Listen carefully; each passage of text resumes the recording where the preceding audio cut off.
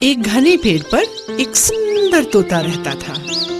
उसके दो छोटे छोटे बच्चे थे जो देखने में बिल्कुल एक जैसे लगते थे। एक दिन जब मम्मा तोता खाना लेने गई, एक शिकारी धीरे से उस पेड़ पर चढ़ा और घोंसले से उसने दोनों बच्चों को उठा लिया। और जब उनको झोले में डाल रहा था, एक तोता तो उड़ गया, पर दूसरे को उसने झोले में डाल लिया और अपने घर ले गया। वहां से एक साधु महात्मा जा रहे थे। उन्होंने बड़े प्यार से उसे उठाया और अपने आश्रम ले। इस तरह दोनों तोते बड़े हो गए। एक तोता शिकारी के साथ और दूसरा साधु महात्मा के साथ आश्रम में पलने लगा। बहुत दिन बीत गए बच्चों। एक दिन एक राजा उस जंगल से गुजर रहा था।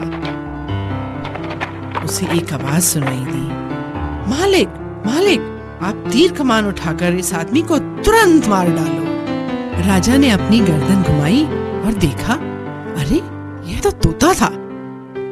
ये कैसी अजीब चिड़िया है, राजा ने सोचा और आगे बढ़ गया। साधु महात्मा की कुटिया में पहुंचकर वह पानी पीने अंदर गया। राजा ने अब दूसरे तोते के पिंजरे की ओर देखा। ये भी ऐसा ही तोता होगा जिससे मैं अभी मिलकर आ रहा हूँ।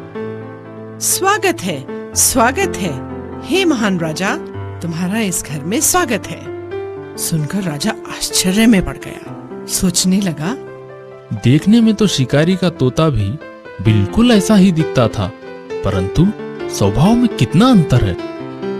राजा पिंजरे के पास गया और बोला, मैंने जंगल में एक तुम जैसा तोता देखा था, जो देखने में तो तुम्हारे ही जैसा था, पर स्वभाव में बड़ा कठोर था।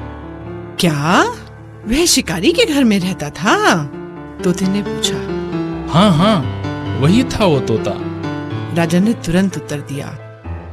तोते की आंखों में दुख के आंसू बह निकले और उसने राजा को बताया, वही तो मेरा बेचारा भाई है। हम दोनों एक ही घोंसले में रहते थे। एक दिन जब मेरी माँ दाना चुगने गई हुई थी, एक शिकारी ने हम दोनों भाइयों को अपने जाल में फंसा लिया। मैं तो बचकर निकल गया और मेरा भाई उसी शिकारी के पंजे में फंस गया। मेरा बेचारा भाई शिकारी के साथ रहकर उसके जैसा ही क्रूर बन गया। पर मेरे मालिक बहुत अच्छे हैं, साधु प्रवृत्ति के हैं, इसलिए मैं ऐसा हूँ। अच्छी संगति का अच्छा प्रभाव और बुरी संगति का बुरा।